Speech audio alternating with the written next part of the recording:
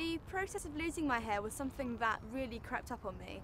I first noticed what I thought might be a problem in probably the summer of 2009. That was just when I showered, probably more hair was coming out in my hands than I would usually expect.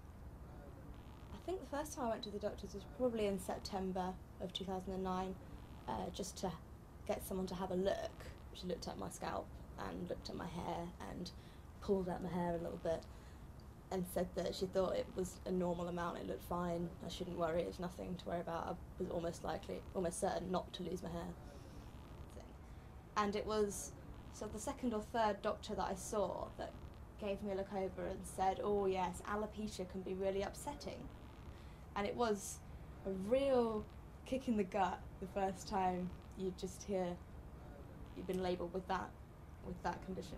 By December, I'd lost so much hair, lots. It was really those last couple of months that it sped up and was a lot. I could just, whenever I touched my head, I'd have clumps coming out, and that was when it really happened very quickly. For a long time before I shaved my head, I'd been wearing hats or headscarves and berets to cover the bald parts, but keep a little bit of fringe sort of showing.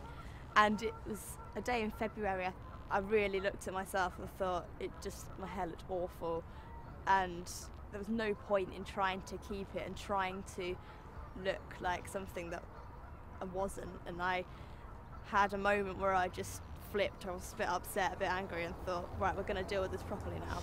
I think that evening was probably one of the most emotional times during the process, and looking back, it's very easy to say it was the best thing I did, but at the time I think it probably was really hard and really sort of a slap for reality that I had to deal with this really radical look that people my age don't look like, and most girls don't look like.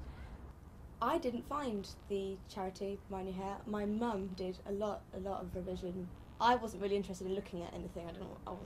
I'd shaved my head, was wearing a headscarf, that was fine. Well, it wasn't fine, but it was as good as I thought it was going to get. And she sort of came and said, I found this charity online called My New Hair, I think you should have a look. The idea was that they cut wigs for free,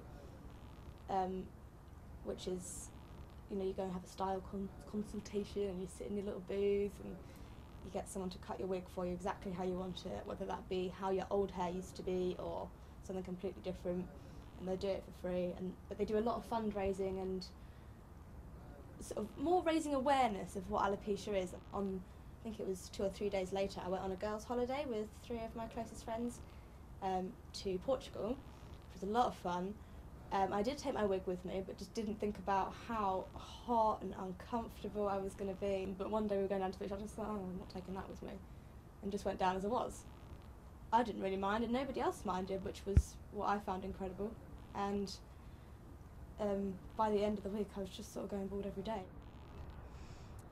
The Search for a Simple Star campaign was an opportunity that I saw on a packet of face wipes that I was using. It didn't seem a natural choice for someone with a persona that I had at the time, but then the more I thought about it, the more I thought, actually, I have an angle on this that nobody else will have. I've got something that I can really bring to the table. It was quite a nice, anonymous way to come out, if you like, as an alopecian and show everybody what I looked like and what I stood for. And the response was absolutely amazing. It was incredible, and so much support from all my friends. I'd have people come up to me and congratulate me and say they loved the page and they loved the way I looked, and I'm really pleased I did it. I came second place in the competition overall. I couldn't believe I got that far anyway, let alone someone that wasn't a conventional beauty product. I first started having the treatment that I succeeded with late March 2010. And November, my boyfriend left to go for a ski season in Whistler for 5 months, and I was initially going to go with him. It came to the stage where I sat down with my mum and I said, well, I so want to do the skiing, I so want to have my hair back, and I can't actually do both. So he went off, middle of November, I stayed, and really pleased that I did, because the treatment, I'd obviously been having it a certain amount of time that it was really starting to work very well. and really sort of from November, December, I got a lot of progress, and I'm very pleased that I stayed. The whole experience has really been a positive one, which I never thought at the time of diagnosis I would end up saying or feeling, but it's something that if you can have the willpower to get through and overcome, it's something that my views on how people look has changed, and how I need to look has changed. I realise it's not important. Beauty really is only skin deep, and to be so widely accepted and celebrated was really, really positive.